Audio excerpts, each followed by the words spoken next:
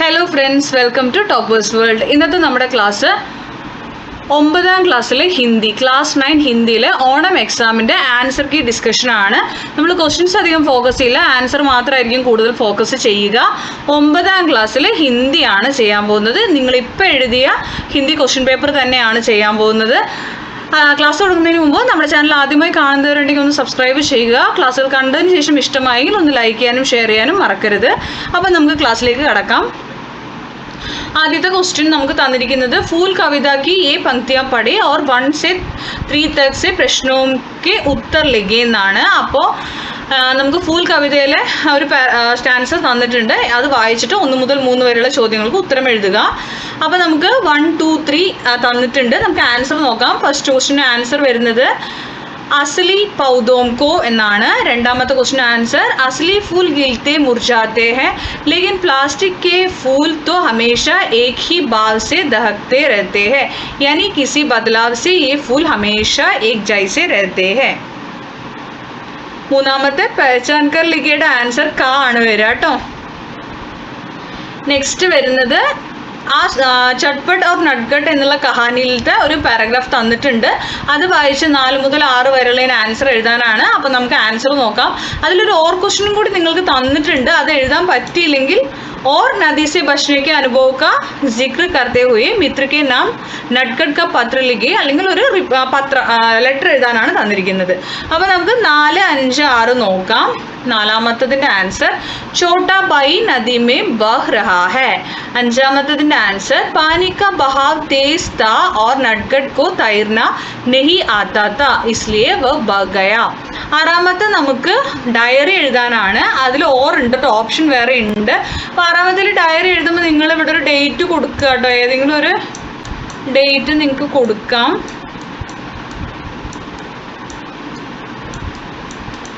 आज एक बुरा दिन था. स्कूल से लौटते समय मैंने एक नटखट कर दी.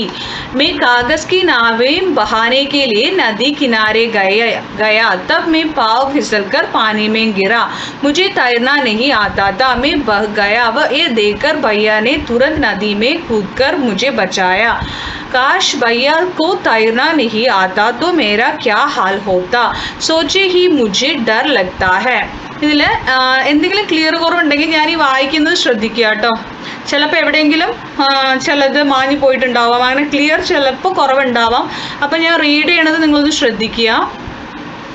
ഇനി നിങ്ങൾക്ക് ഓറാണ്, അത് എഴുതിയില്ലെങ്കിൽ നിങ്ങൾ എഴുതേണ്ടത് ഇതാണ്. നദി കെ ബച്നെ കെ അനുഭവ് കാ ജിക്ർ കർത്തെ ഹുയെ മിത്ര കെ നാം നട്ഖട്ട് കാ പത്ര ലിഖെ. നിങ്ങൾ ഒരു സ്ഥലത്തിൻ്റെ പേര് കൊടുക്കുക, ഒരു ഡേറ്റ് കൊടുക്കുക. പ്രിയ മിത്ര തും കൈസെ ഹോ, घर में सब खुशहाल है ना, मैं यहाँ ठीक हूँ. एक खास बात बताने के लिए मैं यह पत्र लिखता हूँ. पिछले दिन स्कूल से लौटते समय मैंने एक नटखट कर दी. मैं कागज़ की नावें बहाने के लिए नदी किनारे गया. तब मैं पाँव फिसलकर पानी में गिरा. मुझे तैरना नहीं आता था. मैं बह गया. यह देखकर भैया ने तुरंत नदी में कूदकर मुझे बचाया. काश भैया को तैरना नहीं आता तो मेरा क्या हाल होता.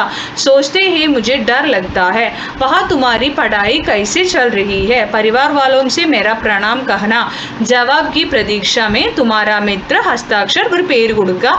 ദെൻ സേവാമേം നാം പദ. ഓക്കെ, ഇനി അടുത്തത് നിങ്ങൾക്ക് ഗർ കഹാനിക്ക ഒരു അംശമാണ് തന്നിരിക്കുന്നത്, ഒരു പാരഗ്രാഫ് ഗർ എന്നുള്ള കഹാനിത്തെ.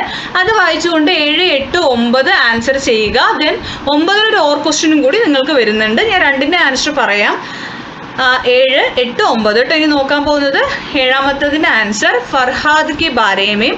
8ാമത്തതിൻ്റെ ആൻസർ संपूर्ण प्रकृति सभी जीव जंतुओं का और मनुष्य का घर है इसलिए इस कहानी के लिए शीर्षक उचित है.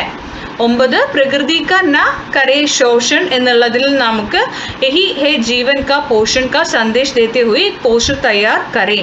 प्रकृति का न करे शोषण यही है जीवन का पोषण. प्रकृति है तो जीवन है. प्रकृति की रक्षा हमारी सुरक्षा. विश्व प्रकृति संरक्षण दिवस जुलाई 28. एक बेहतर कल के लिए करे प्रकृति का संरक्षण. ओके, ഇതിനൊരു ഓർ ക്വസ്റ്റ്യൻ ഉണ്ട്. ഇവിടെ വിശ്വ ജൂലൈ 21 അല്ല 28 ആണ് കേട്ടോ. അടുത്തത് ഓർ ക്വസ്റ്റ്യൻ ആണ്. അതല്ലെങ്കിൽ ഒരു പോസ്റ്റർ എന്നുണ്ടല്ലോ, അതിൻ്റെയാണ് ഇത് നിങ്ങൾക്ക് GHSS നിങ്ങളുടെ സ്കൂളിലെ പേര് കൊടുക്കുക.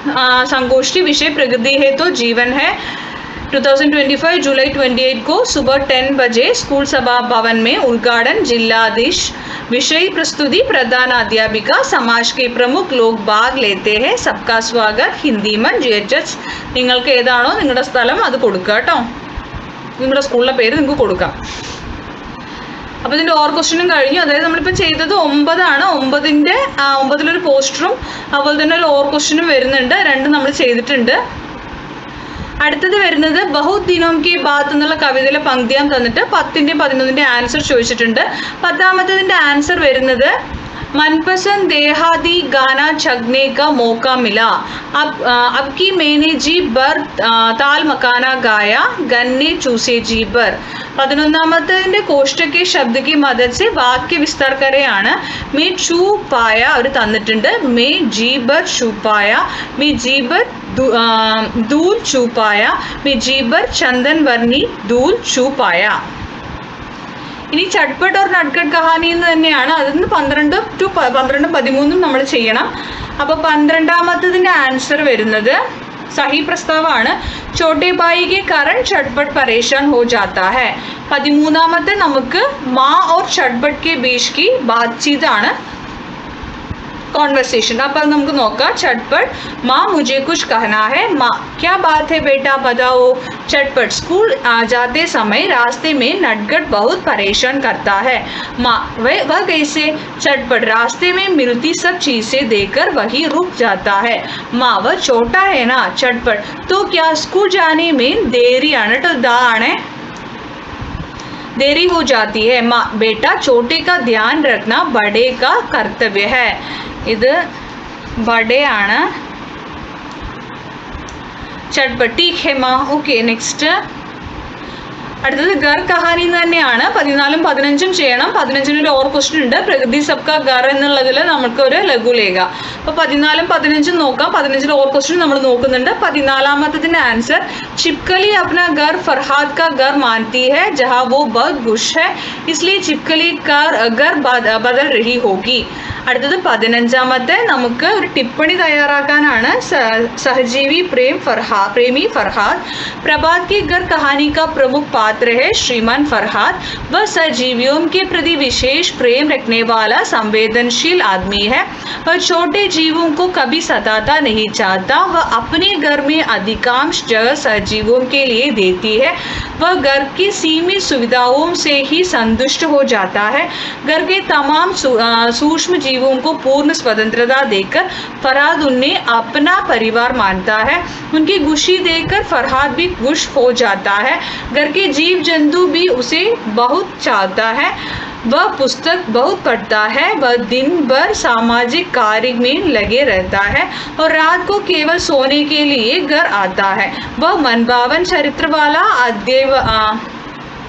अध्यवसायी और मननशील है वह शांत सादा जीवन और उच्च विचार रखने वाली भी है इस प्रकार उसके चरित्र में प्रकृति से मेल गाकर रहना चाहने वाला एक प्रकृति प्रेमी को हम देख सकते हैं ഇനി ഓറാണ് 15ൽ ഒരു ഓർ ക്വസ്റ്റ്യൻ പ്രകൃതി സബ്കാ ഘർ ഹൈ എന്നുള്ളത് ലഘുലേഖയാണ് പ്രകൃതി സഭി ജീവോं का घर है ये हमें प्राणवायु शुद्ध जल उपजाऊ मिट्टी गाना और हरित वनस्पति प्रदान करती है प्रकृति के विभिन्न अंग जैसे पहाड़ नदियाँ समुद्र जंगल और मैदान सभी जीवों को उनकी आवश्यकता के अनुसार आश्रय देते हैं प्रकृति का संतुलन बनाया रखना हमारे लिए आवश्यक है क्योंकि यह सभी जीवों की अस्तित्व की नींव है जब हम पर्यावरण को नुकसान पहुंच जाता है तो इसका प्रभाव केवल वन्य जीवों पर ही नहीं बल्कि मानव जीवन पर भी पड़ता है प्रदूषण वनों की कटाई और जलवायु परिवर्तन से सबके जीवन को खतरा होता है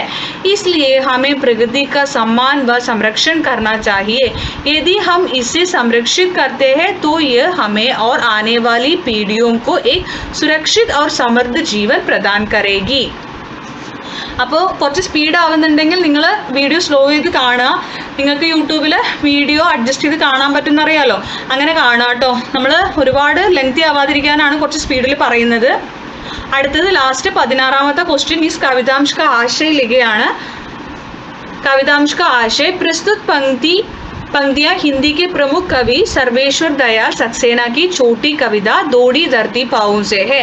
इस कविता में पेड़ के महत्व के बारे में कहते हैं। कवि कहते हैं कि हमें पेड़ों के साथ बढ़ना और गिरना सीखना चाहिए। बच्चे और पेड़ दोनों ही दुनिया को हरा भरा और सुंदर बनाए रखते हैं। जो लोग पेड़ों के महत्व को नहीं समझते वे दुखों का फल भोगते हैं। आज की सभ्यता ने प्रगति के नाम पर पेड़ों को काटकर जंगलों को नष्ट कर दिया है, जिससे धरती का संतुलन बिगड़ रहा है। कविता का संदेश है हमें पेड़ों के साथ मिलकर जीना चाहिए और उन्हें बचाना चाहिए। पेड़ हमारे जीवन के लिए बहुत आवश्यक है, इसलिए हमें उनकी रक्षा करनी चाहिए। कविता बहुत सुंदर और आकर्षक है। सरल भाषा में लिखी ये कविता सबके मन में छूने वाली है. അപ്പോൾ ഇത്രയുമാണ് നമ്മുടെ 16 ക്വസ്റ്റ്യൻസ് വരുന്നത്. കുറച്ച് സ്പീഡായിട്ടുണ്ടാവും, നിങ്ങൾ സ്ലോ ചെയ്ത് കാണാൻ ശ്രമിക്കുക. അപ്പോൾ ക്ലാസ്സിൽ ഇഷ്ടപ്പെട്ടെങ്കിൽ ലൈക്ക് ചെയ്യുക, ഷെയർ ചെയ്യുക, സബ്സ്ക്രൈബ് ചെയ്യുക. Thank you for watching.